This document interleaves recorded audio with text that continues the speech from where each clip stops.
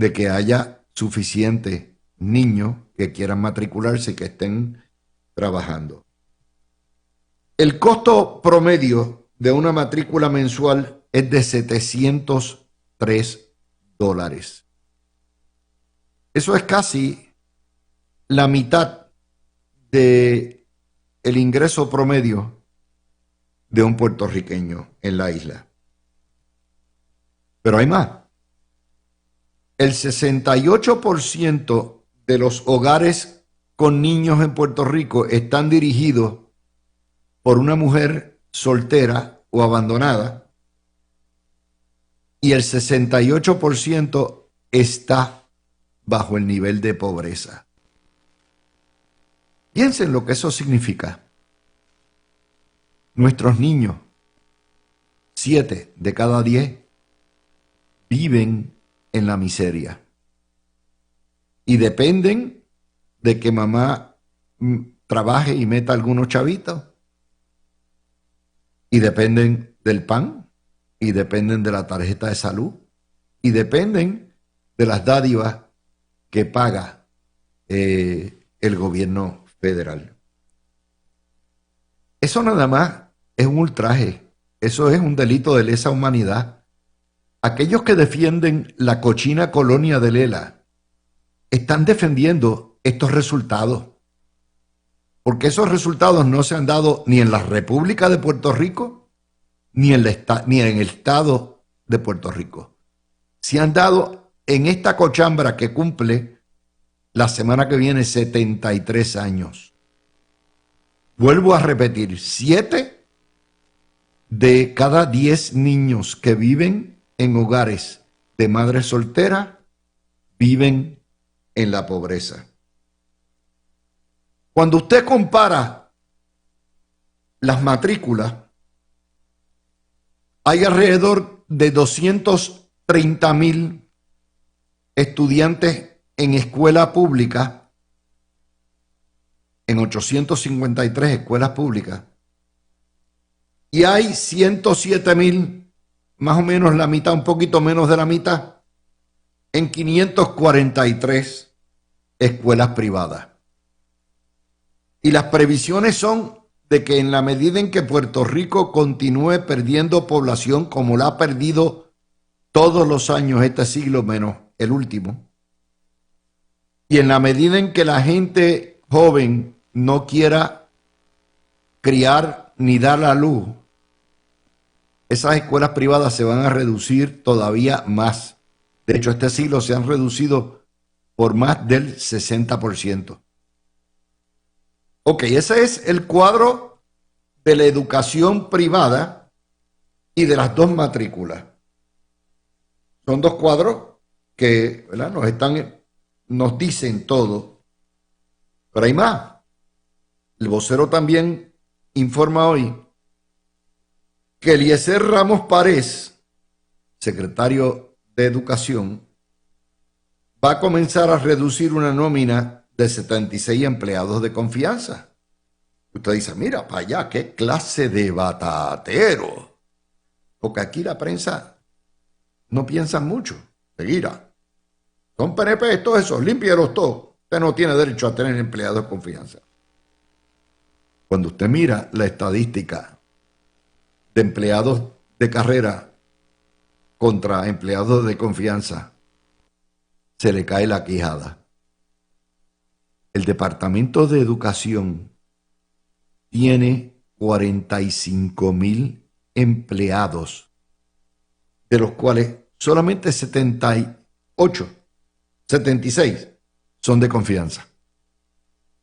Vuelvo a repetir, 45,000 empleados. Eso quiere decir que la vasta mayoría de los empleados del Departamento de Educación son de carrera. Pero vamos a verlo de otra manera, porque aquí es donde vamos a sentar las bases para lo que dijo Eduardo Batia en el programa de Carmen. Puerto Rico tiene una nómina de empleados públicos, contando los federales, de cerca de 170,000 empleados. Los federales eran, antes de llegar Trump, cerca de 15,000. Trump ha votado por lo menos 3,000 o 4,000 más. Por lo tanto, póngalo que Puerto Rico tiene una nómina de 160,000 empleados y eso incluye los estatales y los municipales y los de las corporaciones públicas. Pero ahí es donde está el detalle. 45,000 empleados es prácticamente una tercera parte de la totalidad de empleados públicos de Puerto Rico. Y usted dice, espérate. A principios del siglo teníamos casi 700,000 estudiantes y hoy tenemos 230,000. Y sin embargo, Puerto Rico tiene hoy más o menos la misma cantidad, a lo mejor 10,000 menos, de empleados en el Departamento de Educación que lo que tenía hace 25 años, a pesar de que la matrícula se le ha reducido en 66%. ¿Por qué? Porque los sindicatos son los que mandan. En cualquiera de esos colegios privados, nunca se hubiera dado una loquera como esa, porque no lo pueden sostener.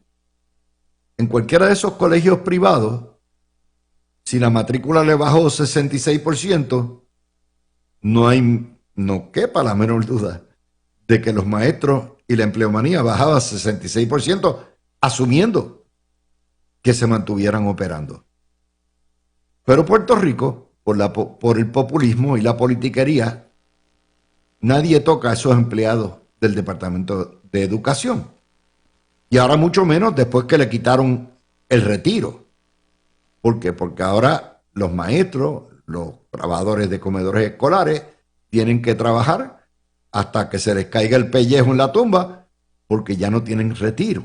Por lo tanto, como tienen permanencia, son intocables. Salvo que el gobierno de turno decida comenzar a reducir empleados.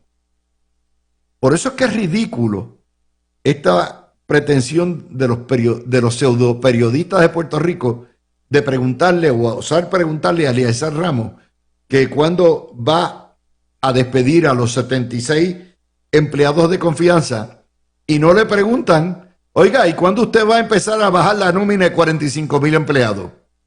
Porque eso no se necesita. Ese Departamento de Educación se puede correr con la mitad. Claro, usted le dice eso a un secretario de Educación que son burócratas por excelencia y ponen el grito en el cielo. No, ¿cómo va a ser? Y si al secretario de Educación se le ocurriera la genial idea de bajar nómina, despidiendo empleados o reduciendo nómina, en Fortaleza lo guindan.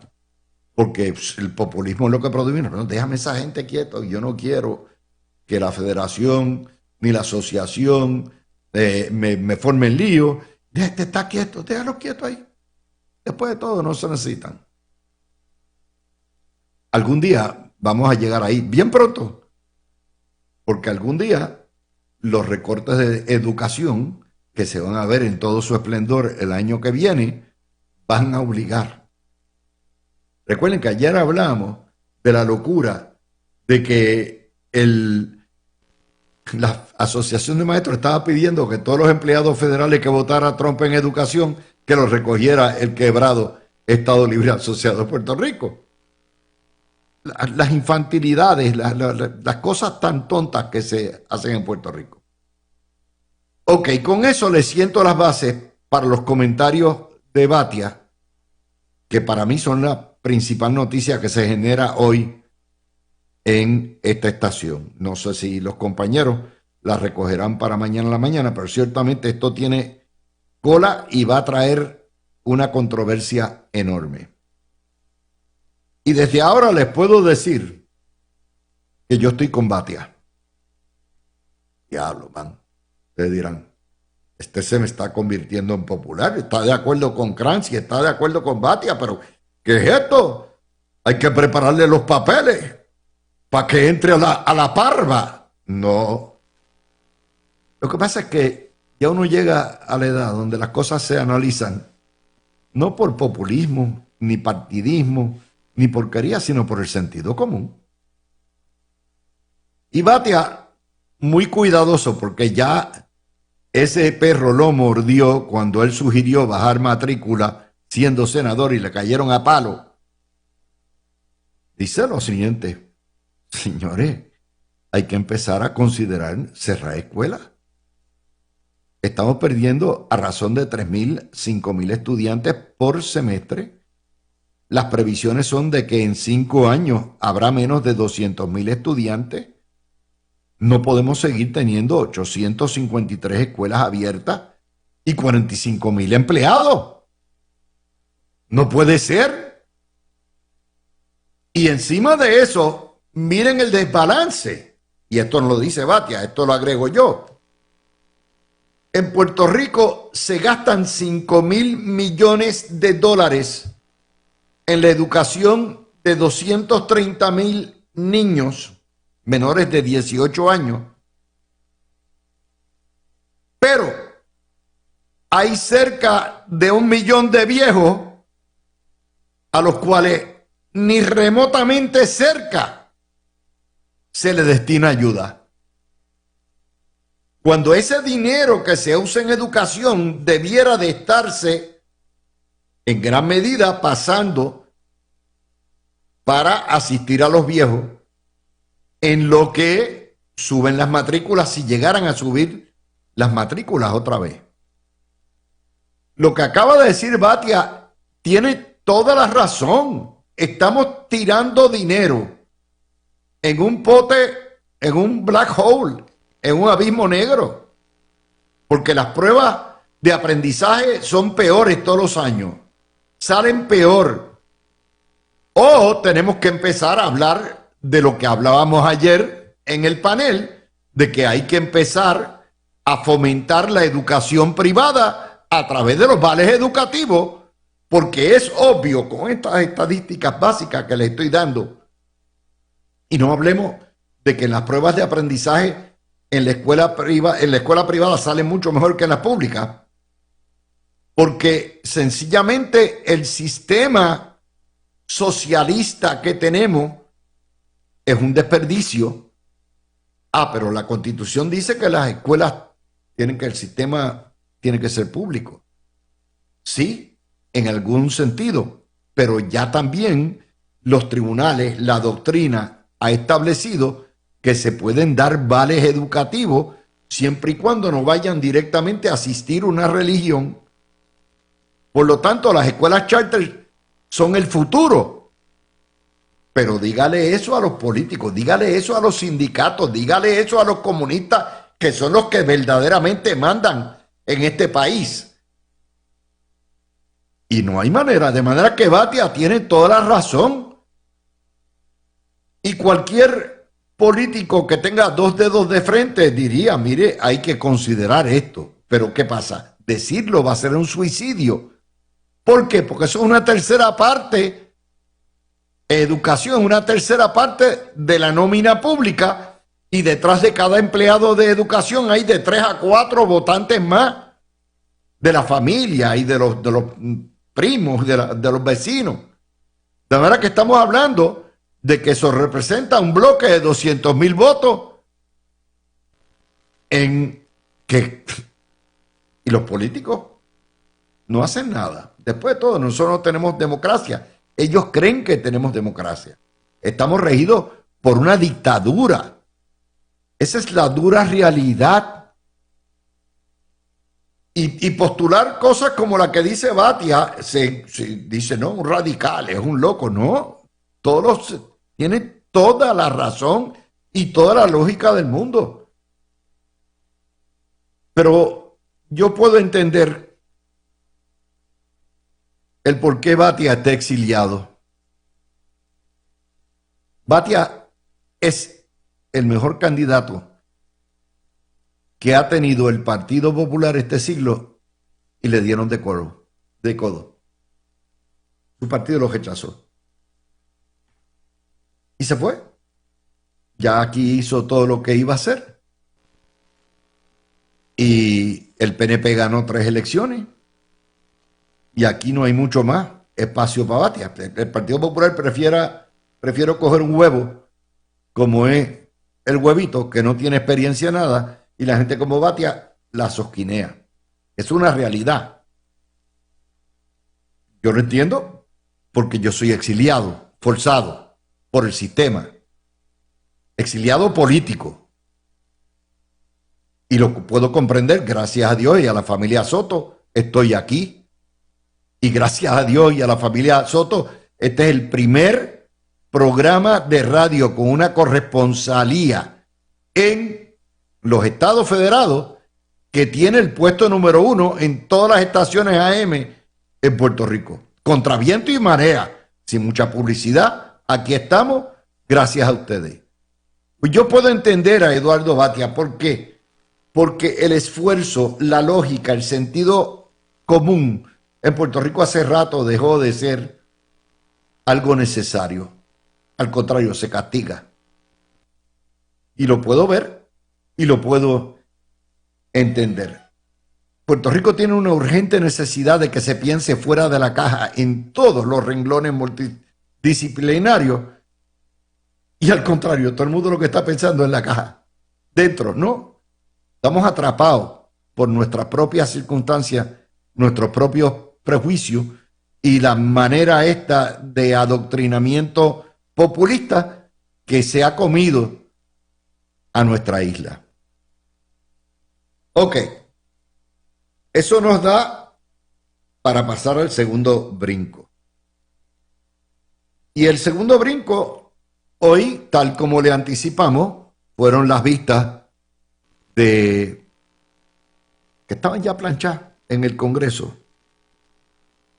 Vistas para hacerle un chijichija a la Junta de Control Fiscal, que no es otra cosa que una puerca asquerosa y corrupta dictadura, pero ustedes no están listos para discutir eso, porque ustedes parten todos de la paja mental de que en Puerto Rico hay democracia, que hay gobierno propio y de que sencillamente, es una molestia, pero ahí están los legisladores. Entonces lo que les gusta es echar culpa. Oh, la culpa es de Jennifer González.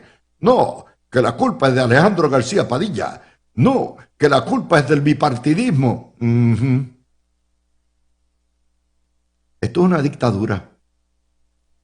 Al cabo de 73 años de Estado Libre Asociado, es una dictadura. Ayer le dijimos que hay un caso que, por supuesto, la prensa ignoró completamente de la Asociación de la Judicatura, donde alega, con mucha razón, que la Junta de Control Fiscal borró la enmienda número 10 o el artículo 10 de la Constitución de la Carta de Derechos. Ok. Pero después de todo, han borrado todo. No hay ni Constitución. Yo no sé qué diablos va a celebrar el huevito el 25 de julio, porque ni Constitución tiene, ni autogobierno tiene, ni autonomía tiene. Pero eso, cuando llegue el momento, lo discutiremos aquí en 2 viernes. Bueno, pues allá fue Robert Mujica a decir lo grandes que son, lo tremendos que son, lo indispensables que son, y decirnos, podrá meter la feca en el Congreso, pero aquí no, aquí todo el mundo lo odia. Aquí la gente odia la Junta de Control Fiscal, la resentimos, no solamente nosotros, los bonistas, nadie quiere la condena junta, nada más que los republicanos que no quieren, do not rock the boat. Y dice Robert Mujica que todo está bien, que son tremendos, y estaba planchado. Esa vista era para la Junta y para la Oficina de Fiscalización del Congreso, el GAO, que vino a servirle de Sanedrín de la Amén a la Junta. Bueno, pues Robert Mujica hoy nos volvió a cambiar la vara. Y esta mañana ese era el tema de discusión con los compañeros de la mañana. En la página 8 del Nuevo Día, Robert Mujica defiende la labor de la Junta de Supervisión Fiscal. Y dice que han logrado avances sustanciales en la recuperación financiera. 9 años después no han resuelto la quiebra de energía eléctrica y el bollete que tenemos con toda esta cuestión de las privatizadoras y toda esta cuestión del gas y toda esta madre es de ellos. Esa es su responsabilidad. Y se han pasado mojoneando 9 años y Puerto Rico todavía sin un servicio eléctrico eficiente y costeable. Pero de nuevo el títere nos movió la vara. ¿Se acuerdan que cuando se aprobó el presupuesto el 30 de junio y el día 1 de julio, esa misma junta dijo, ¡viva, tremendo! Este es el primer presupuesto cuadrado y perfecto que hay. Muy bien, el primero. Y el gobierno y los políticos le dijeron, ¿are you crazy, man? Si todos los demás presupuestos supuestamente los aprobaste tú y dijiste que estaban cuadrados y no quisiste los presupuestos de la Asamblea Legislativa de Puerto Rico, ¿cómo me vas a decir que este es el primero? No, entonces surgió el debate. Bueno, pero por lo menos, ¿verdad? Conceden esa. Ah, cuadrado, muy bien. Vamos, un pasito para adelante. Pues ahora el títere dice que él no sabe si ese presupuesto está cuadrado. Mire qué clase de cínico. Hasta que no se vean las actuaciones del gobierno durante este año y hasta que no se entreguen los estados financieros auditados que deben de 2 años el año que viene. Por cierto, al gobierno le toma 22 meses auditar un informe financiero. Y entonces dice que el gobierno sigue legislando con déficit. Y entonces usted dice, espérate. Estamos a 16 de julio. En 15 días me cambió el baile. Ahora resulta que no hay un presupuesto cuadrado y balanceado. Que eso va a depender de la dependedura, de lo que dependa, la dependedura de si depende o no depende, pero depende. ¿Por qué? Porque los cabrúfalos no se quieren ir, no quieren soltar la chupita de 2.000 millones de billetes, el robo a mano armada que esa junta le está haciendo a los contribuyentes de Puerto Rico, no lo quieren soltar. Por lo tanto, cada vez que le digan, oye, ¿y cuándo ustedes se van? Que apestan. No. Nos cambian la vara. Ese es el coloniaje más humillante, más asqueante, más corrupto que puede haber. Y vuelvo al Huevito y al Partido Popular. Tener que defender lo indefendible e insostenible. Tratar de decir a los jóvenes independentistas, vénganse para acá que nosotros resolvemos el problema, cuando promesa y la Junta la trajo el Partido Popular. Y cuando el Partido Popular no tiene los overoles para radicar el proyecto, para sacarlo de aquí. ¿Por qué? Porque hacerlo sería admitir que Lela colapsó, que no existe Lela, que todo es una fantasía. Y esas dos noticias, la educación, la burocracia educativa y la dictadura, nos van a dar la base para entrar con la energía, que va a ser el próximo tema que vamos a tener. Yo utilizo estos programas y aprovecho porque Carmen es la generadora de noticias grande aquí. Aprovecho para convertirlos en algo educativo, algo que sea constructivo, algo que sea informativo. Yo sé que ustedes, la vasta mayoría, no leen periódicos y dependen de lo que les diga la radio o la televisión o las redes sociales. Y es nuestra misión dentro de esta locura y este berenjenal de país que hemos hecho, sí, lo hemos hecho entre todos. Este es nuestro pozo muro, de nuestra hechura, de los puertorriqueños. No le echen la culpa a nadie más, ¿ok?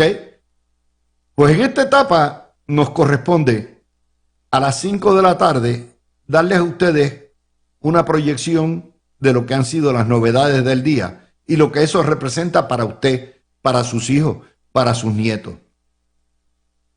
Y abrirle los ojos de que el coloniaje no es meramente un chijí-chijá a la Constitución o al ELA o a lo que hay, de que el coloniaje se ha convertido en Puerto Rico en una forma y un estilo de vida que nos mata. Es nocivo, es tóxico a la salud. No solamente es tóxico a la salud, ha convertido al puertorriqueño en una especie en peligro de extinción en nuestra propia tierra. Coloniaje nuestro, que hemos avalado nosotros y que mientras no nos paremos como pueblo a reclamar de forma consensual, abrumadora, un cambio de estatus, no nos quejemos. No nos quejemos. Todos los días, todas las noticias indican lo mismo, pero no hay peor ciego que el que no quiere ver. Vamos a la pausa. Como les decíamos ayer, el mono sabe el palo que trepa. Y la gobernadora, sin tener poder, doblegó la fiera de New Fortress. De hecho, están negociando un contrato provisional en lo que se piensa cómo se va a sustituir New Fortress. Nos dice hoy el vocero, el gobierno cobrará a New Fortress el gasto en diésel, porque el gas vale la mitad de lo que vale el diésel y es mucho más limpio. Pero gracias a los ambientalistas comunistas en Puerto Rico, tenemos todavía el régimen del petróleo. Y hoy, para colmo de los colmos, salió de servicio la unidad 1 de AES y comenzaron relevos de carga. A eso hay que añadirle el Nuevo Día, página 4. Barcaza suplirá gas natural por 22 días. El gobierno ya tiene 3 opciones negociadas para la adquisición de gas natural que sustituirían a New Fortress. Esto es una información que da el compañero Osvaldo Carlos, que es presidente de la firma Recon, que es la que está encargada de buscar los contratistas, cualificarlos y todo eso. Y Osvaldo Carlos es la persona de confianza de este gobierno para tramitar todo esto y se ha convertido prácticamente en el ministro portavoz sin cartera de todo este tipo de cosas. Y dice Osvaldo que por cierto, ellos mismos negociaron el contrato que tiene New Fortress en el año 26, porque son la entidad supuestamente independiente que está a cargo de todo esto. Pues dice, peor aún, no dice, bueno, eso no resuelve el problema porque, en el año 18 el gobierno le entregó la posesión del muelle a New Fortress exclusiva para que desembarcara el gas e hiciera las mejoras pertinentes y se lo entregaron por 20 años. Así que si se liquida el contrato, ellos son los que tienen derecho al muelle. Una barbaridad. De hecho, Osvaldo, dile a tu gente que la madre del que vuelva a negociar un contrato que le otorgue exclusividad de uso de un muelle que es propiedad del pueblo de Puerto Rico a una entidad. El que quiera vender gas, que venga y use el muelle, muy bien, pero free for all. Todo el mundo en servicarro. esa cuestión de que se le dé uso exclusivo, no way. Pero esa culpa, Osvaldo no estaba ahí cuando se otorgó ese contrato leonino en el 18. Pero hay más todavía. Osvaldo asegura que ya hay 3 opciones negociadas para el suplido o el suministro de gas natural, lo que supone la salida de New Fortress. ¡Ups! Allá viene el experto en quiebra, John Mott, y dice, hold your horses, people. Not so fast. Por más que quieran desentenderse del contrato de New Fortress, que va a ser un litigio de 3 pares, ¿verdad? Eso tienen toda la razón. Recuerden que es un contrato federalizado de un ente que está es sujeto a quiebra bajo promesa, que es la Autoridad de Energía Eléctrica. Por lo tanto, para poder cancelar el contrato de New Fortress, no solamente hay que probar justa causa y violación de contrato, que ya la embarraron, eso está probado con la sacada del barco, la extorsión, pero tienen que ir a donde tío Robert Mujica para que se lo apruebe, que es uno de los defensores de New Fortress, y la juez Swain tiene que aprobarlo, lo que nos pone todavía más complicada la situación. ¿Querían ver lo que es una colonia? Ahí está. Eso es una colonia. Eso es una dictadura. No tenemos poder ni tan siquiera de cancelar los contratos que nuestro gobierno hace cuando unos bandidos como los de New Fortress lo violan a mansalva y ponen en peligro la vida y la salud de todos los puertorriqueños con la jugarreta que hicieron ayer. No me le echen la culpa a la gobernadora. Y ahí los dejo con ese otro tema más. Hoy estoy por el medio del plato. Todas las noticias indican la cochambra, la corrupción, la barbaridad de la dictadura colonial que nos rige. Y ustedes todavía defendiendo al Partido Popular y Adriela. Empezamos con... ¿llegó el presidente del panel o está comiendo el bacalao ese que trajeron ahí? Estamos aquí, Luis, brindando por el encuentro y la amistad. Mira, Mario se pasa en los casinos y mire, eso va a picar cada 10 minutos. Eso a todo lo que da. Cacho, ya saben. Pero bueno, pues aquí, Mario, vamos con esa noticia. Estamos tomando aquí agua bendita. Mira, Luis, pues fíjate, lamentablemente, la gobernadora está impotente de hacer algunas cosas, de ejecutar cosas que ella quisiera hacer, porque Puerto Rico no tiene los poderes que tendría un estado o una república, y una república, cuidado, cuare, como se dice en el derecho, con el latinazgo. Y lo que estamos viendo es una reafirmación continua, caso tras caso, controversia tras controversia, de la insubordinación política de Puerto Rico, la desigualdad en derechos y en poderes que tiene no solamente los ciudadanos americanos en Puerto Rico, también el gobierno de Puerto Rico, que padece y sufre la insubordinación política, cosa que no tienen los estados.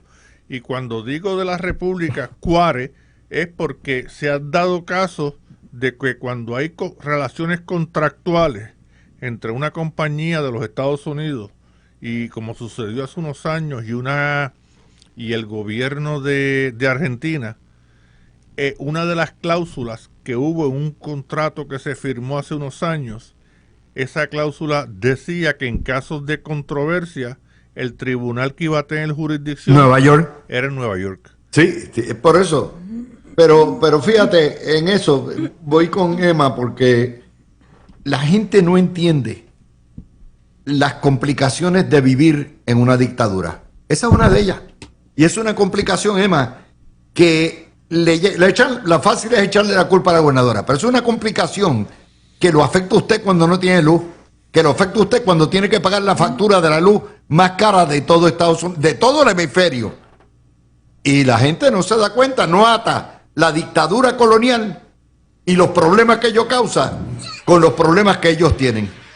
Sí, totalmente. Dale al botón que está lejos ahí. Aquí me Pégate escucha. ahí. Muy bien, ahora sí. Ahora sí. Sí, Luis, totalmente. Y como dijiste desde el principio, estás dándole por el centro del plato porque los problemas que estamos comentando hoy realmente validan y nos rectifican así en la cara lo que es el sistema colonial.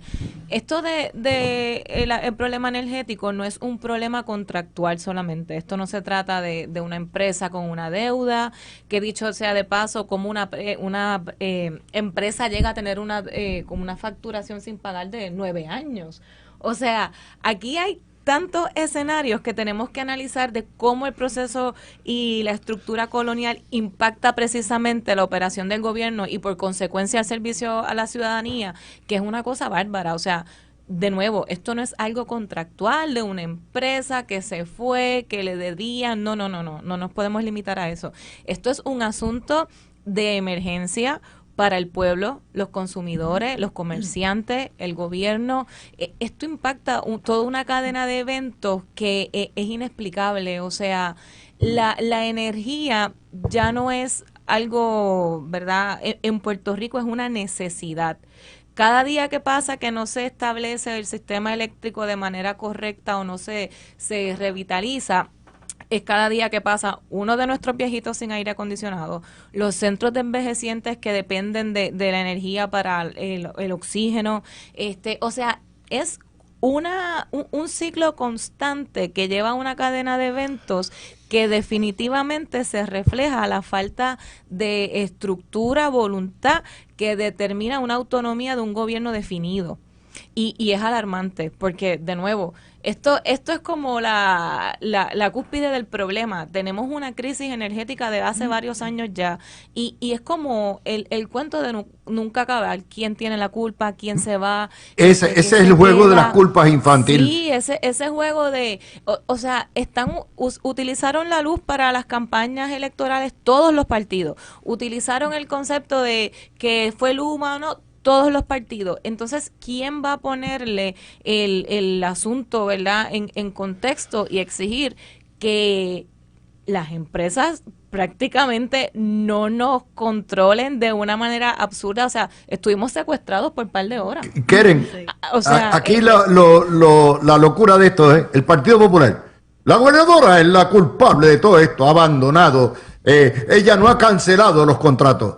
Pues si no puede. No puede. No puede, señores, y eso lo sabe el huevito, pero es deshonesto, es un embustero. Él cree que ustedes son tontos y hay que explicarle, mira, esto es un proceso que tiene que pasar por todos estos pasos y no le corresponde a la gobernadora el justificarlo, obviamente el tumbarlo de frente, tiene que ser la Junta de Control Fiscal, Keren. Sí, mira, qué mejor ejemplo de lo que estamos viviendo esta semana, de lo que es vivir en un sistema colonial. ¿Para qué fueron creadas las colonias si no es para explotación financiera? Y aunque es cierto, y esto lo puede constatar Mario, que es historiador, que a la hora de nosotros recibir fondos, el rebote de esos fondos, Puerto Rico le devuelve a la nación muchísimo más en ocasiones de lo que pudiéramos recibir. Sí tenemos que tener en cuenta que una empresa como New Fortress, que no tiene un solo contrato, son 4 contratos. Y de esos 4 contratos, uno solamente sería cancelable, pero no es renovable según parte o según la Junta, que es el contrato de gas natural. Y, por ejemplo, tenemos el contrato de OIM, que es un contrato de 10 años, que es el de Genera Puerto Rico, que es un activo obligatorio según el plan de prepa. O sea, tenemos que sacar las galletas y comernos a New Fortress con galletas y mantequilla. ¿Por qué? Precisamente porque estamos viviendo en un sistema colonial, donde se nos ha impuesto las compañías, donde esas compañías no nos dan servicio, donde incluso esta semana yo dije, si esta compañía no llega a traer ese gas natural a Puerto Rico, Y aquí se forma el revolú de los pastores, que aquí se pone en jaque la infraestructura y la seguridad nacional. Yo diría que aún se le podía hasta aplicar el Patriot Act, porque eso es prácticamente un acto de terrorismo. Y a eso es que estamos nosotros obligados como pueblo, como parte de este sistema colonial, que le estén echando la culpa a la gobernadora. Pues mira, de todos estos contratos, ese de Genera, que es a 10 años, no se puede cancelar porque es parte de la renegociación. El suministro de gas natural, ya vimos que podría ser cancelable, pero hay que tomar unos pasos para ello. El del arrendamiento del muelle, que aunque está bajo investigación, que está en vigor desde el 2018, podría rescindirse, pero igual que lo que pasa con lo del gas natural. Y el último que ellos tuvieron, que fue el de la venta de activos de FEMA, ese pues ya es definitivo porque ese ya se llevó a cabo y fue una venta de generadores. Así que estamos obligados a un sistema colonial, y lo peor de todo es que tenemos las manos atadas. Y bueno, hay que aplaudirle a la gestión de la gobernadora en el sentido de que sacó todas las cartas legales que tenía, pero en lo que tú vas al tribunal, y de hecho yo pienso que New Fortress estaba haciendo una presión indebida, y pienso que hasta antiética, porque ellos son los que no se le permitió tener el contrato de los 800 megavatios, y ellos están ahora mismo en un proceso en el Tribunal de Apelaciones. Así que esto podría ser una presión indebida de esta compañía. Bueno, yo les digo una cosa también, Mario, nosotros tenemos culpa, porque no estamos llamando a las cosas por su nombre. Vivimos en una dictadura. Aquí no hay más democracia que en Venezuela, ni en Cuba. Créanme. O sea, todo esto son puros adornos democráticos, que una legislatura y una gobernadora, esos son adornos democráticos. A la hora de los tomates, en decisiones como esta, que son de vida o muerte, Puerto Rico no tiene poder. Sus políticos electos de todos los partidos no tienen nada que decir. Y hasta que no empecemos, Mario, a utilizar la palabra dictadura, la gente no va a entender lo que estamos viviendo. Sí, es una dictadura monga, aquí no matan a nadie, no meten preso a la gente por opiniones distintas, pero ciertamente hay que hablar de eso. No tenemos poder alguno. El voto no vale nada en Puerto Rico. Mario. Bueno, una dicta blanda, dependiendo qué perspectiva, pero como quiera, el sistema en Puerto Rico empieza en dicta. Si es dura o blanda, son otros 20 pesos. Pero lo que estamos viendo siempre ha sido así, y tú lo planteaste en la década de los 90 en aquel libro de La retranca de Lela, un libro que yo se lo recomiendo a mucha gente que lo lea, y que todavía he visto que en algunas librerías está ese libro, ¿sabes? Y lo que sí es que con la ley promesa, todo el andamiaje teórico e ideológico que había sobre el Estado Libre Asociado se vino abajo. Creo que es el artículo 2 o el artículo 3 de la ley promesa, que es la base legal de esa ley, esa base legal es la cláusula territorial de la Constitución de los Estados Unidos, artículo 2, sección 3, cláusula 2, que le da el poder, que reconoce el poder que tiene el Congreso sobre los territorios. Después vinieron los casos del Supremo, el caso de Aurelius, el caso de Baello Madero y otros más, donde el mismo tribunal, el caso aquel, pero hubo otro caso que era de derecho penal, de la doble jurisdicción, double jeopardy, que no me acuerdo ahora, donde se estableció que el origen de lo que es Puerto Rico políticamente viene desde la ley Foraker. Y entonces, pues, esto, Luis, ha dramatizado de tal manera la condición política de Puerto Rico de inferioridad completa, de desigualdad completa, de ausencia de poderes completa, que tú sumas esas tres cosas y el resultado que te da es una colonia. Puerto Rico, bueno, vamos a hacer una colonia de los Estados Unidos. La pausa. Quiero aclarar varias cosas a gente que me escribe por los medios. Me critican por yo ser tan fuerte con la dictadura y que cómo yo puedo criticar lo que es una organización americana como es la Junta de Control Fiscal. Déjenme decirles varias cosas. Yo no soy estadista para que mi patria y mi gente estén regidas por una dictadura. Yo soy estadista porque creo en los derechos civiles, en la igualdad, en la democracia, en el poder del voto, en el gobierno de los representados. Y en segundo lugar, mientras esa juntadura esté en Puerto Rico, no hay estadidad que valga. No hay posibilidad de avanzar la estadidad. Por lo tanto, mientras más rápido lo saquemos de Puerto Rico, más rápido podemos atender el problema del coloniaje en Puerto Rico. Así que no me pidan que haga, si yo quiero una dictadura, sería comunista. Diría, yo quiero un régimen como el de Venezuela o el de Cuba aquí. No, pero tampoco voy a tolerar por el mero hecho de que la haya aprobado el Congreso, tengo que aplaudirlo. Déjeme darle dos titulares que están corriendo ahora mismo en Metro. Jubilados exigen otra reunión con Jennifer González para evitar aumento en la tarifa de luz. O sea, van a tocarle la puerta a Fortaleza como si Fortaleza fuera la que determinara cuánto se paga, cuáles son las partidas y qué se necesita para pagarle a los bonistas y qué se necesita para pagarle a los 12.800 jubilados. ¿Ah? A quien no tiene poder van a reclamar porque hay que echarle la culpa a la gobernadora. Pero esta tarde en el Congreso, tanto los congresistas puertorriqueños señalaron y advirtieron pago de 12.000 millones a bonistas colocaría a Puerto Rico con la segunda tarifa eléctrica más alta de Estados Unidos. Ya la pagamos. Esto es noticia vieja.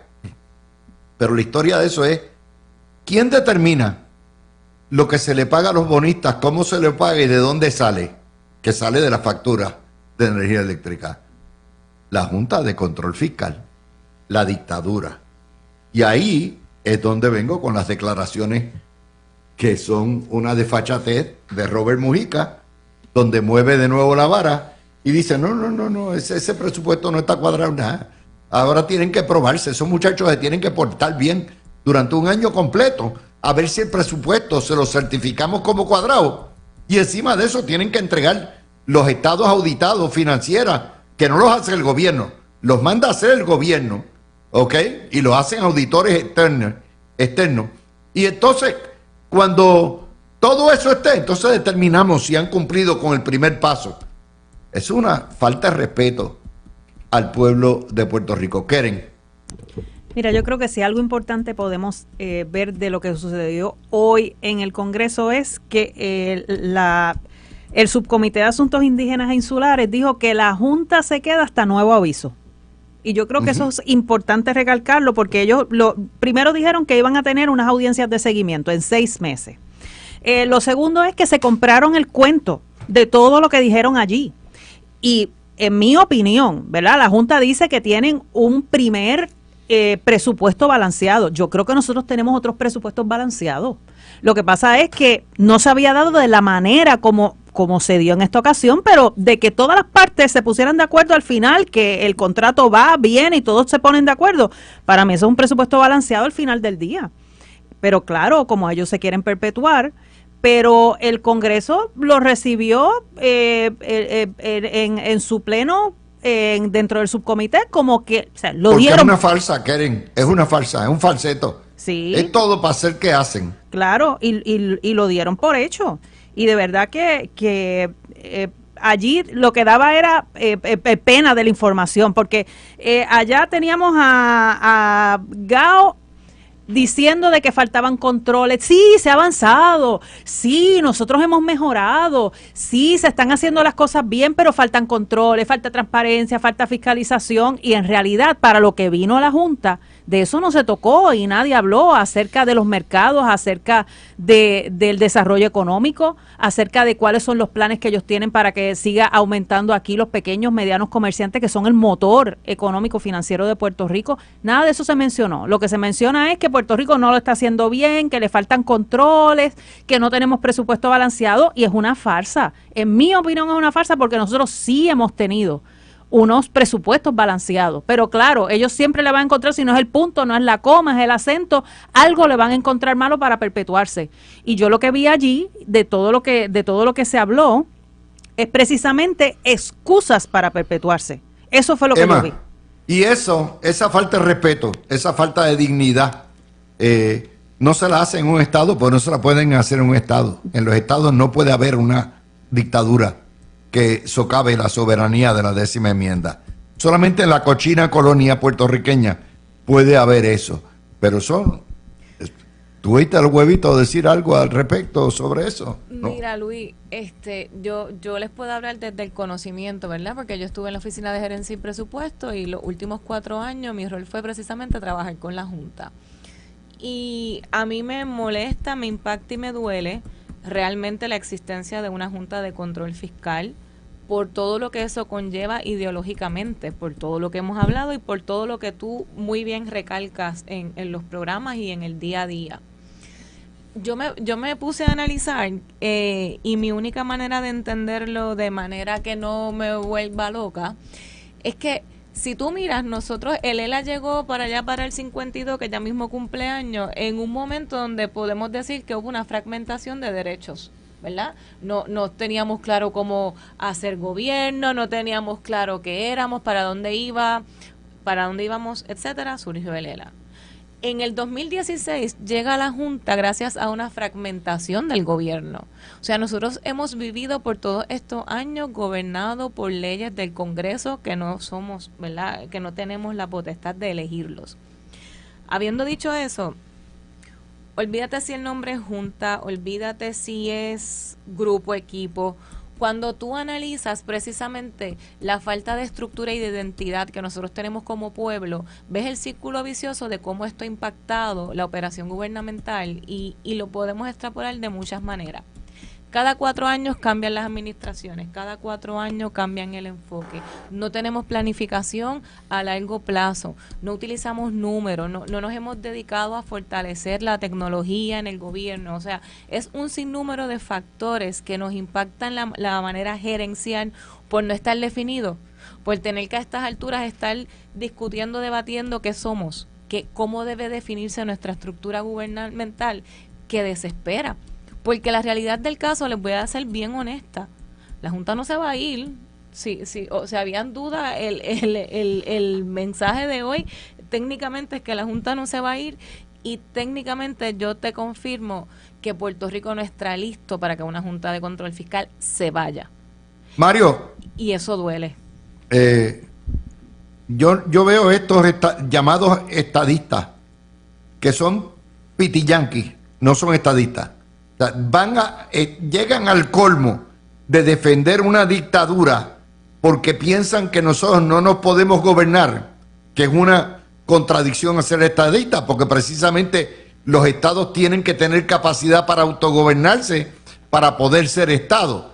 Y entonces, porque eso lo hizo el Congreso y ellos lo hacen mejor que nosotros. Pues entonces, lo que hacen es contradecir todo lo que es los objetivos de ser estadista. Sí. Eso sí, yo he oído a algunas personas con ese discurso y me entristece porque da la sensación que en Puerto Rico existe la patología del coloniaje. Lo existe. No es una sensación. Bueno, existe. El psiquiatra Frank Fanon, y los más colonizados somos los estadistas. El psiquiatra Frank Fanon planteó en su libro Los Condenados de la Tierra que el coloniaje era una enfermedad mental, pero todavía la psiquiatría y la psicología no han planteado eso. Pero sí me da la impresión, o sea, no es que me dé la impresión, me viene a la mente como si la patología del coloniaje existiera cuando uno ve estadistas o supuestos estadistas o personas que se creen estadistas, pero que en la práctica y en el pensamiento no lo son, con estas afirmaciones. Cuando se legisló para lo de la Junta, Luis, el pueblo entero se alegró de la legislación porque ellos entendían que la Junta venía a montar en el potro a los políticos, que la Junta lo que venía era a castigar a los políticos. Y después cuando la Junta empezó a trabajar, a ejercer su poder y sus prerrogativas, pues entonces la cosa empezó a cambiar. Pero los que están los que están en contra de la Junta, o los que estamos en contra de la Junta, son las personas que trabajan en el gobierno, que han perdido una serie de beneficios enormes, o somos las personas que para nosotros la cuestión ideológica es algo visceral en nuestras vidas. Pero hay un montón de gente en la población de Puerto Rico que no le importa la Junta, porque la Junta no toca los problemas existenciales de esa persona. Y ese bueno, ahora lo toca. Todo este lío energético es de lechura de la Junta. Bueno, ese sí, pero y lo que pagan, la factura, ¿quién determina la factura, sí, Mario? Está bien, pero ok, eso dime si no te toca todos los meses cuando tú tienes que pagar esa facturita. Ahí hay un signo de interrogación en esa afirmación que tú haces de lo de la energía eléctrica, porque la Junta, mira Luis, la Junta existe por culpa de todos los gobiernos que ha tenido Puerto Rico en los últimos 40 o 50 años. O sea, aquí los gobiernos... Está bien, pero ¿sabes qué? Ajá, hace 10 años existe. O sea... Está bien, eso fue el pasado. Inflaban los llevamos estimados. 10 años. E inflaban los estimados. Mario, de Hacienda. Llevamos 10 años bajo estos títeres. Y este es su guardia, su turno y su jurisdicción. 10 años. Sí, pero Luis, yo no estoy defendiendo a la Junta. Es cuestión que, o sea, tanto en psicología como en historia, para entender el presente hay que conocer el pasado. ¿Por qué existe ese presente que se llama Junta de Supervisión Fiscal? Pues hay que conocer el pasado, que son los gobiernos que tuvimos, cada gobierno de ambos partidos, que sobregiraron el erario y que hicieron unos estimados inflados de los ingresos que iba a recibir Hacienda, y cada año había un sobregiro y se tomaba dinero prestado para poder entonces cancelar deudas que se daban cada año continuamente, y por eso, como dice un refrán, aquellos polvos trajeron estos lodos. Bueno, vamos al yo quiero añadir algo, Luis, de lo que dice Mario, de la patología del coloniaje. Del coloniaje. Sí, yo creo que hay gente que ha desarrollado como el síndrome de Estocolmo con el sistema de coloniaje y llegan a la locura, o sea, de que todo lo que venga del Congreso o todo lo que venga de Estados Unidos lo dan por bueno. Sí. Y yo creo que eso es como que el síndrome de Estocolmo es el colmo. El síndrome de Estocolmo es el colmo.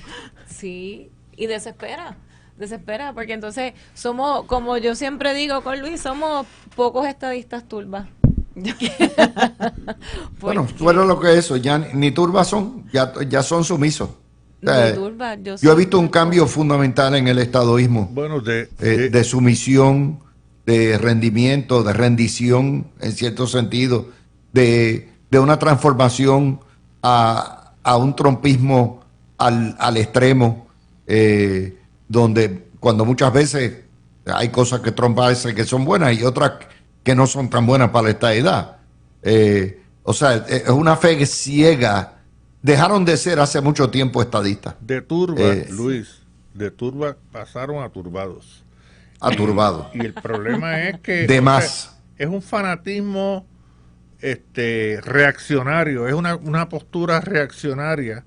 Dicen que son estadistas, pero son más reaccionarios, son más partidistas que otra cosa. Tú hablas con ellos y para ellos la jerarquía política de preferencia es primero el líder, después el partido, y si queda espacio, la estadidad.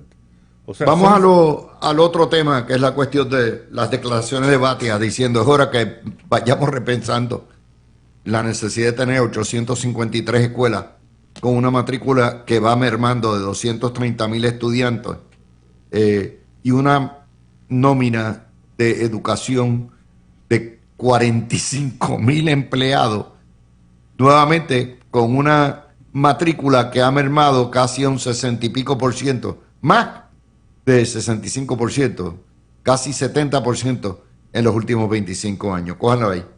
Sí. Mira, Luis, lo que Batia dice, irónicamente va en contra del plan que tenía Luis Muñoz Marín, que era que el gobierno fuera el principal empleador aquí en Puerto Rico cuando crea el ELA.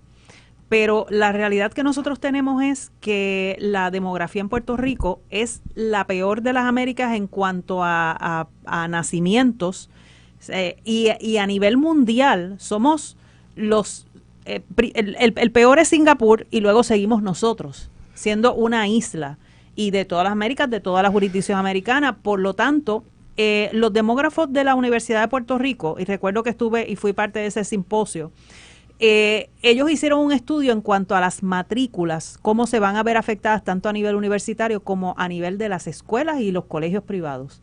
Para el 2030 nosotros vamos a tener una reducción de más del 20% de matrícula, tanto en las universidades como en las escuelas. Las escuelas se va a ir agravando porque al no tener tantos nacimientos, o al tener tan pocos nacimientos, debo decir, pues se va a ir agravando, va a ser peor en las escuelas que en las universidades. Y esto hay que repensar cómo nosotros vamos a ofrecer la educación.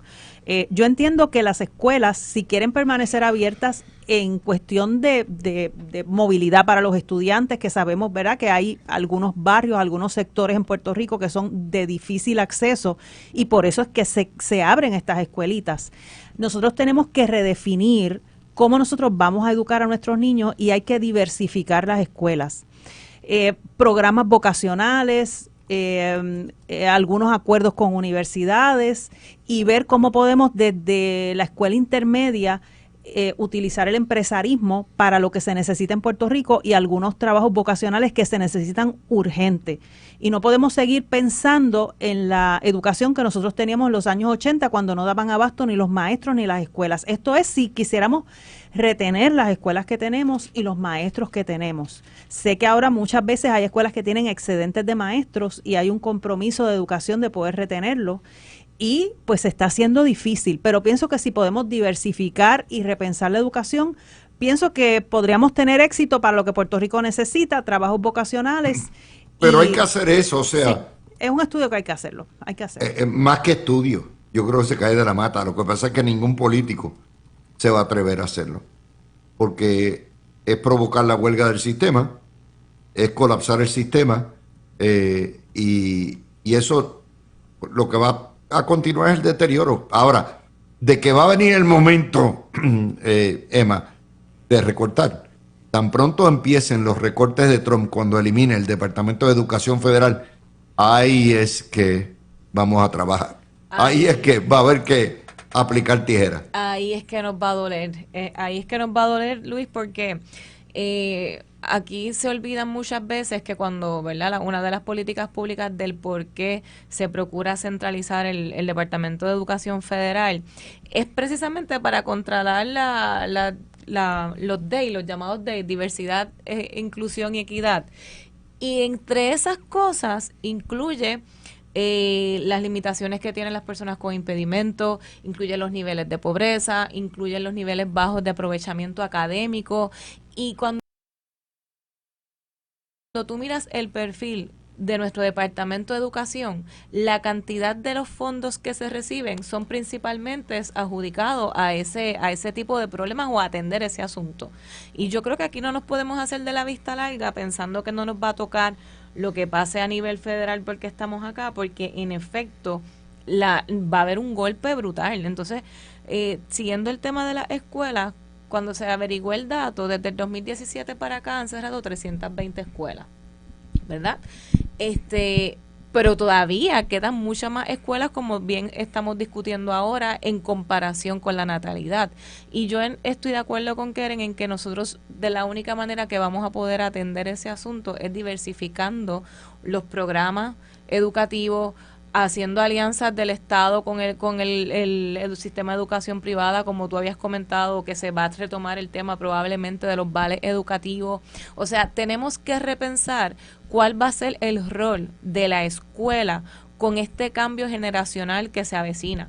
O sea, si la escuela vamos a fortalecer que vengan estudiantes extranjeros, que vengan estudiantes de Estados Unidos, que vengan estudiantes a la modalidad remoto, o sea, a que se fortalezcan escuelas técnicas. Tenemos que revisitar realmente la gama de servicios y de oportunidades de cómo está definida hoy el sistema de educación en Puerto Rico versus cómo se debe preparar para lo que se avecina.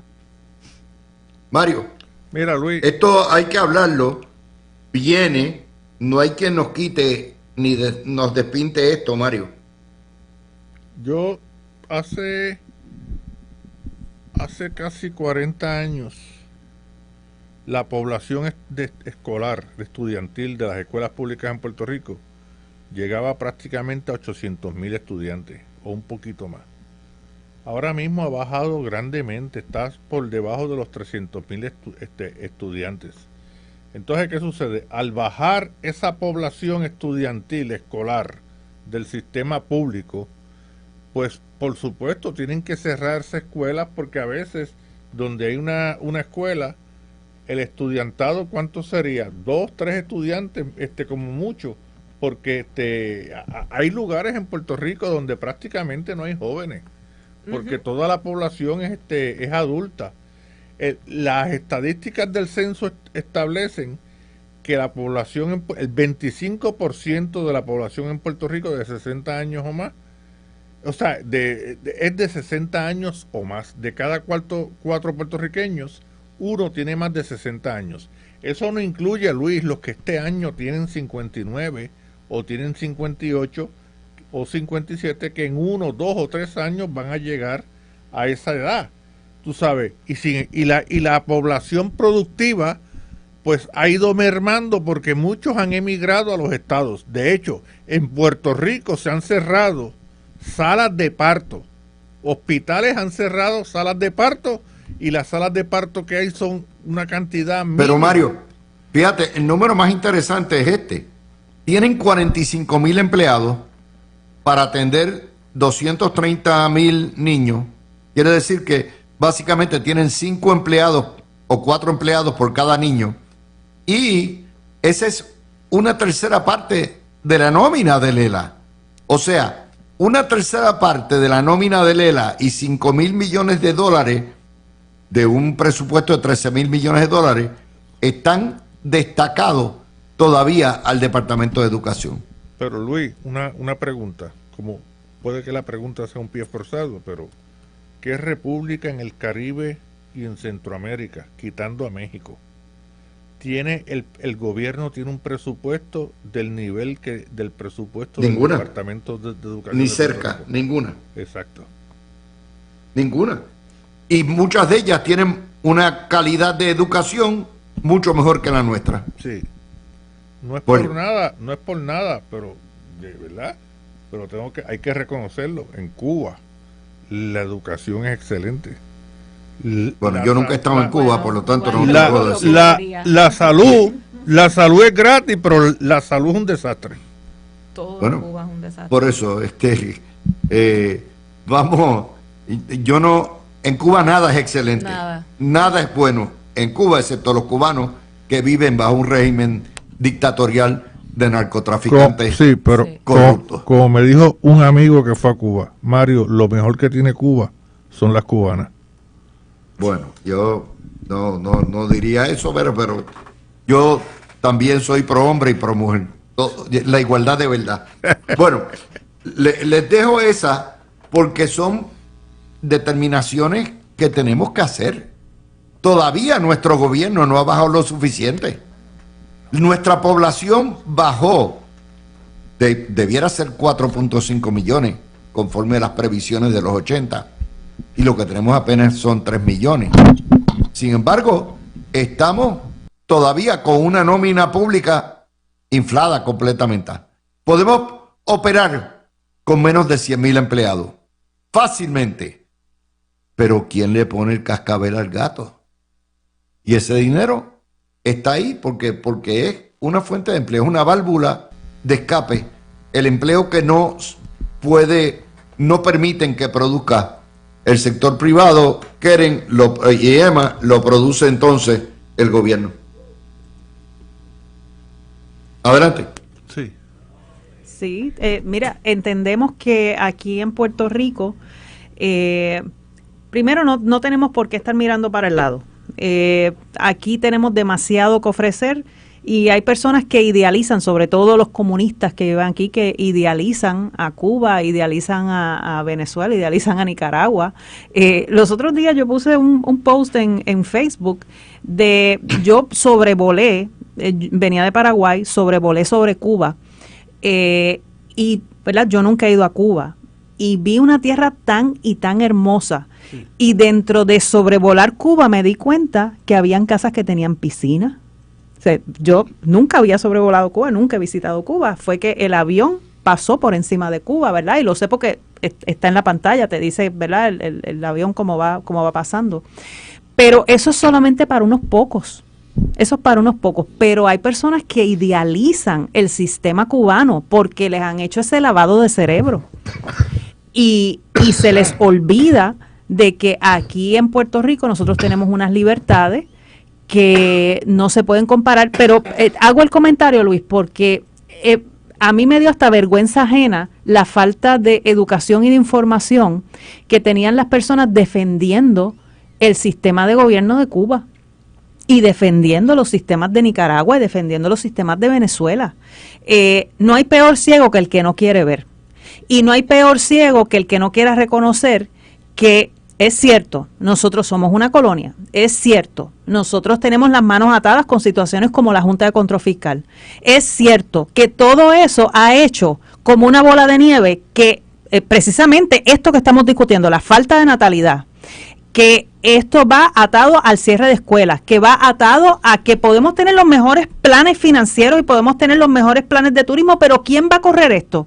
Podemos tener el mejor sistema de salud. De aquí a 20 años, ¿quién va a correr? ¿Quién van a ser los enfermeros? ¿Quiénes van a ser los doctores? ¿Quiénes van a correr el turismo? Porque precisamente este es el byproduct de la colonia. Y a mí me sorprende.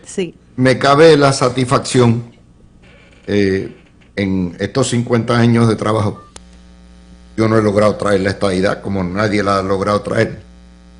Pero sí, esos 50 años de trabajo en todos los libros ha logrado producir en Puerto Rico, convencer a la vasta mayoría de mi pueblo.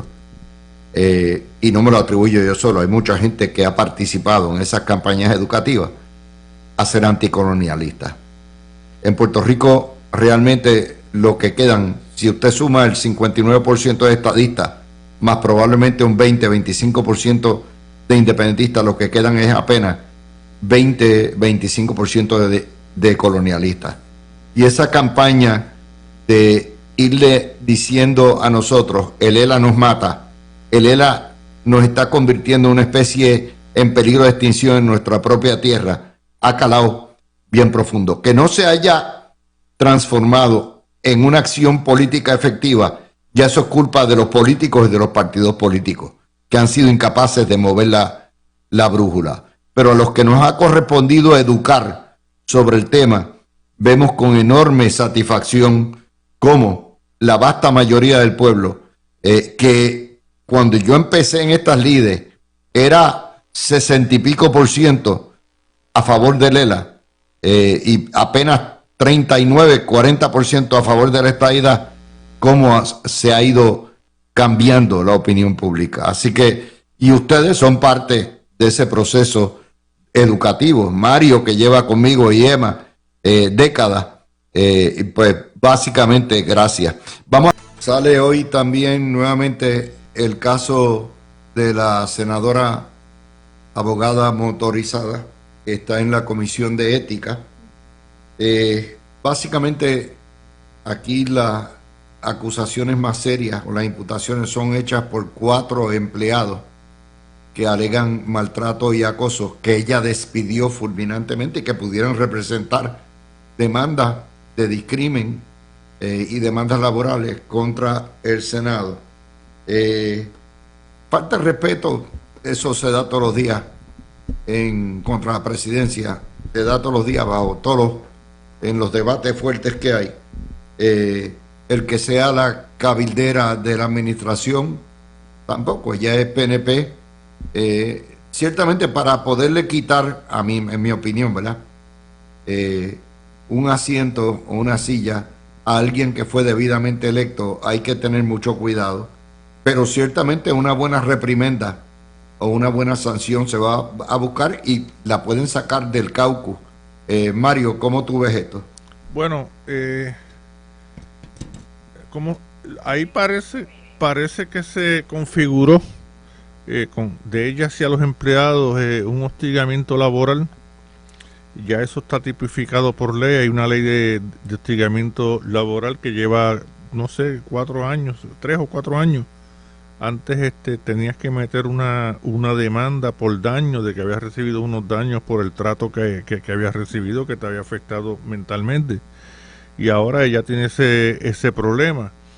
Aparte, desde que hace ya un tiempo para acá, pues ella se ha convertido en una especie de enemiga del presidente del Senado, y cualquier resbalón que ella dé, pues ella pues va a sufrir el embate del presidente del Senado y de los demás senadores que le son leales.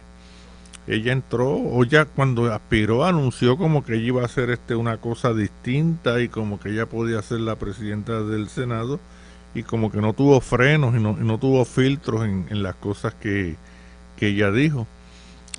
Pero el caso de hostigamiento, para mí que eso es hostigamiento laboral, y ese tipo de casos, yo no sé cómo es el procedimiento.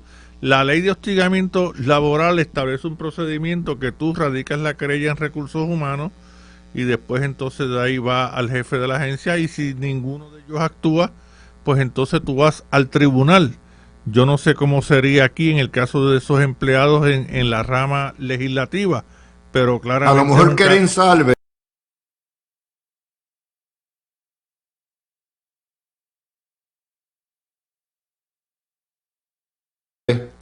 Sabe. Ajá. Pero ciertamente esto va a llegar pronto a su punto culminante. Asumo, creo, no sé, me inclino a pensar que va a coger una reprimenda o algún tipo de sanción, pero no una expulsión. No, expulsión no, porque el PNP perdería bueno, si es del caucus, el PNP perdería un voto y ella se podría convertir en una especie de senadora independiente. Pero no importa, porque el PNP tiene votos de sobra. Sí, pero eso, ¿cómo tú votas a una persona de un partido? Por eso. Como Pedro Picapiedra hizo con contigo. El animal aquel que lo sacó de la casa. Lo que pasa es que yo estoy de acuerdo contigo. Después se metió por la ventana. Estoy de acuerdo contigo. Sí, es que no es del partido. Aquí el problema es que es una destitución lo que podría conllevar, y es lo que se está hablando. Del caucus. No, del caucus no. Del Senado. Del Senado, de su sí. silla. Y como la silla la tiene el Partido Nuevo Progresista, sí, eso se abriría para una elección especial. Pero bien sí, como dice Luis, sí es... ¿verdad? Difícil el que una persona elegida por el pueblo, esté ahí y que se destituya, que es un caso delicado. Por otro lado, no es tan difícil hacerlo si el caucus está de acuerdo.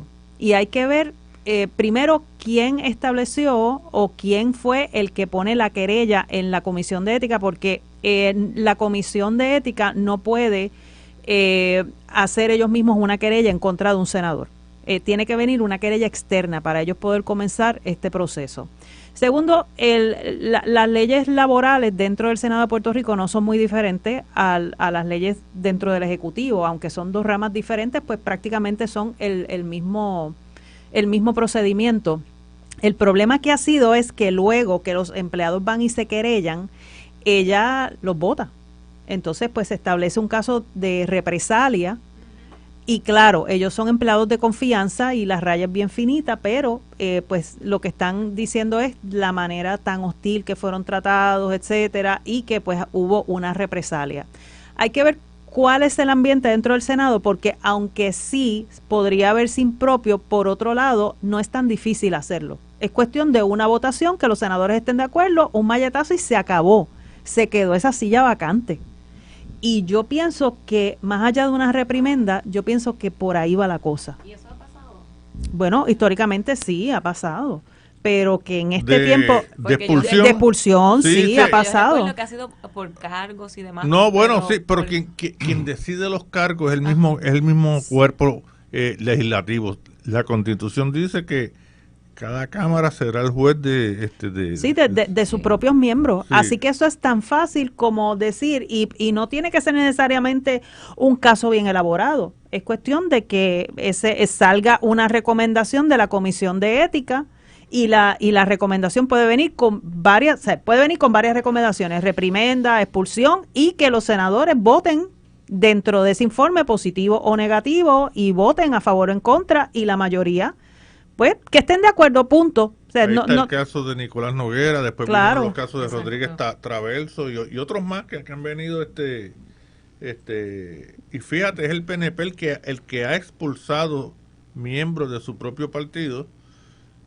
O sea, el PNP ha tomado la iniciativa de limpiarse él mismo, tú sabes, distinto a otro partido. El Partido Popular no ha hecho eso, tú sabes, pero el PNP ha sido tajante, por lo menos en la legislatura, de sacar a aquellas personas que hayan cometido algún delito o algún acto de corrupción. Yo creo que aquí lo que hay que ver es cómo va a bajar ese informe de ética. No se ha dicho qué está en la querella, porque pueden ser varias querellas, como puede ser una consolidada, puede ser de los empleados, como puede ser quizás de la presidencia o de algún otro senador. O sea, no se sabe.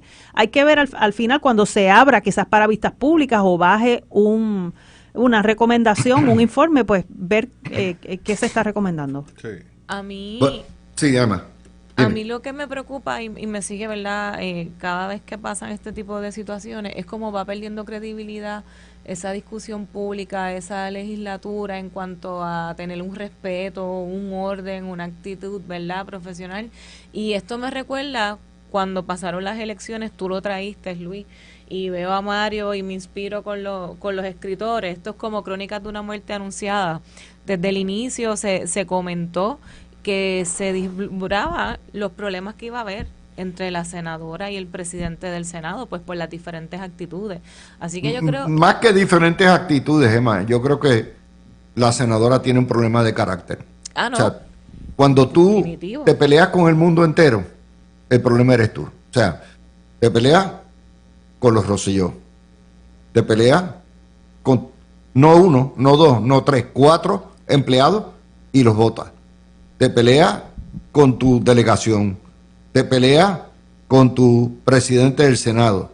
O sea, tienes un problema serio de carácter, Sí. y una incapacidad total en jugar en equipo, que no es base para destitución, pero ciertamente tú sabes, te está Pierde dando, credibilidad.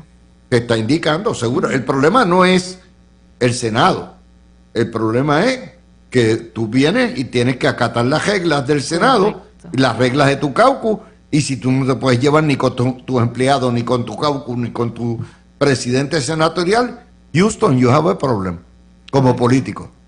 Correcto. Pero déjenme traerle a las noticias de Estados Unidos que nos afectan.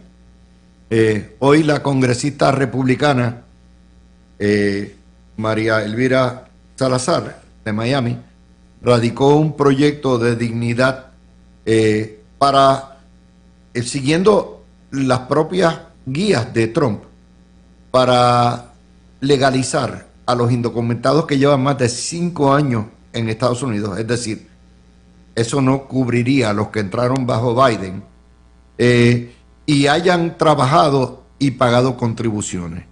Eso obviamente está hecho por María Elvira porque tiene que proteger el flanco republicano en Florida, porque hay mucho disgusto en Florida, particularmente de los hispanos, las comunidades venezolanas, las cubanas, que les quitaron lo que era, ¿verdad?, la exención para poder entrar y todos los beneficios que tenían, lo que se llama el parol, se lo quitaron. Por lo tanto, de alguna manera, y de hecho este es un proyecto que tiene ya 20 y pico de endosos de los dos partidos mayores, si el presidente Trump le da un empujón, va a salir muy bien. Por lo tanto, hay que velarlo porque esto aplicaría también a nuestros indocumentados. La otra noticia, avanza en el Senado la medida para liquidar las estaciones de televisión pública, las subvenciones, no liquidarlas, PBS y The National Public Radio, y eso es un retiro de fondos de $500 millones. Aquí se afectaría el Canal 40 de la Fundación Ana G. Méndez, que yo entiendo es la única entidad que está acreditada por PBS. Yo creo que eso se perdió ya con el Canal 6. También, otra de las notas, el Departamento de Salud Federal despide miles de empleados, y esos son despidos que van a ocurrir en Puerto Rico también. Y otra de las notas que tengo para hoy, y es que el Departamento de Justicia pide derogar protecciones contra despidos injustificados contra empleados de carrera y los empleados que denuncian la corrupción. Eso es parte del saneo. Todo esto tiene implicaciones en Puerto Rico porque aquí hay empleados federales, así que cójalo por ahí. Sí, mira, por orden, creo que María Elvira Salazar le está salvando la carrera a Trump en la Florida. Y cuando digo la carrera a Trump no va a volver a correr, pero en el 2026 pues tenemos elecciones en el Congreso. Y encima de eso hay un muchacho que se llama Marco Rubio, que perfila muy bien. Claro. Y es republicano y es de Florida. Y la Florida es crucial para la carrera presidencial, y sobre todo que Marco Rubio viene de ahí. Y los republicanos estamos viendo que pues, en el tema de la inmigración pueden estar un poco divididos, si son de ultraderecha, si son de centro, pueden estar un poco divididos. Y María Elvira Salazar no tenía otro remedio que hacer esto. O sea, ella tenía que hacerlo sí o sí. Ahora, hay que ver cuál va a ser la actitud del presidente Trump, de si se va a ir en contra de toda esa ala latina que él quiere recuperar, y va entonces también a trabajar lo que es, porque yo no creo que Trump esté tan enamorado de J.D. Vance para que sea el próximo candidato a la presidencia.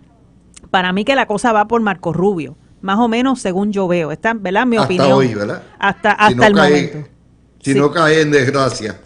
Claro.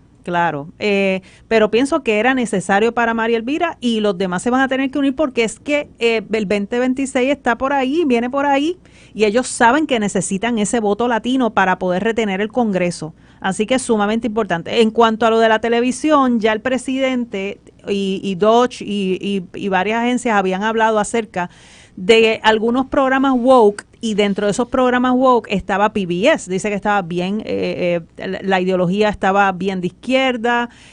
Claro, se afecta aquí en Puerto Rico el canal de Ana G. Méndez, pero pues como certificado por PBS, que viene de eso, y una fritolera de $500 millones, pues no está fácil recuperar. O sea, se van a cerrar definitivamente estaciones pequeñas que lo que hacen las es rurales retransmitir. Particularmente. Sí, la de la Universidad Ana G. Méndez vive sola, o sea, no necesita necesariamente, obviamente es un golpe en términos de programación, pero sigue afiliada. Y hay una colección, se los digo, yo estoy suscrito a mi estación PBS, y la colección nada más que tienen en Passport, en series y en películas y en documentales científicos, vale $1 millón. Y lo que me sale la suscripción es $5 mensuales. Así que, pero Ana G. Méndez, la universidad, tiene recursos para sostener porque lo usan también para fines educativos. Y tienen un buen canal, es un buen canal que es bien visto por el pueblo. Uh-huh. Pero, ¿verdad? Es triste. Es verdad que también PBS y National Public Radio, que también está en esa ecuación, pues habían unas críticas del sector conservador en los Estados Unidos de que eran emisoras de tendencia más bien hacia la izquierda, ¿no? Y legítimas. Eran legítimas muchas de ellas. Sí, entonces pues y es normal porque están amparadas en el derecho de expresión que garantiza la primera enmienda de la Constitución, y no eran líneas más bien de doctrinar a la gente. Simplemente era una perspectiva que se presentaba desde un punto de vista ideológico, pero no una cosa abrasiva. Pero se va a eso porque hay unos documentales extraordinarios en esa emisora que no se pierden, porque eso, cada documental de eso, aunque lo conserve la emisora mientras no cierre, hay una copia que llega a la biblioteca del Congreso. Y imagino que habrá una manera de accesar a ellos si uno quiere ver un documental, volver a verlo o verlo por primera vez. Les digo que esto, o sea, los recortes de Doge y de Trump, que comienzan en pleno vigor, los grandes, a partir de octubre 1, cuando se van a ver en Puerto Rico, es el año que viene, tanto en educación como en salud. Y ahí es donde vamos a saber. Recuerden que también Puerto Rico es subvencionado mediante fondos en bloque, particularmente Exacto. en salud y en lo que es el PAN. Y hasta que no se termine esos fondos en bloques, que creo que expiran las del PAN el año que viene, no vamos a estar seguros cómo nos va a impactar completamente. Ahora en educación ya mismo empiezan y en salud también. Y eso va a tener unas consecuencias que van a obligar a todo el mundo a repensar la forma de hacer gobierno. Gracias a Keren, gracias a Emma y gracias a Mario. Yo les tengo que decir lo orgulloso que me siento de mis paneles. Este es el primer programa en la historia de la radio de Puerto Rico que se origina en la redacción de Noti1, o la redacción de una estación radial puertorriqueña en los estados, que se produce desde los estados y que se convierte en el primer programa noticioso de la tarde para aquellos que siguen noticias y análisis en la historia. O sea Se ha que- hecho, Sí, o Luis, sea, nunca antes un programa producido fuera de nuestra isla para Puerto Rico se había convertido en el programa número 1 de la tarde. o sea que tenemos un programa interestatal. Es interestatal, exactamente. Y se produce Aquí se encarna la estadidad. tanto en Florida como en Puerto Rico, porque ustedes están produciendo. Exacto. Los paneles producen allí. Las noticias surgen de Noti1 y surgen de todos los medios de Puerto Rico. Pero es la primera vez y nuevamente es un poco más difícil hacerlo. No es imposible. Pero gracias a que Noti1 tiene una redacción en Orlando, podemos llegarles a ustedes como si estuviéramos en Guaynabo. Así que gracias y gracias a todos ustedes por seguirnos, mis amigos. Por ahí viene el Gran Falú.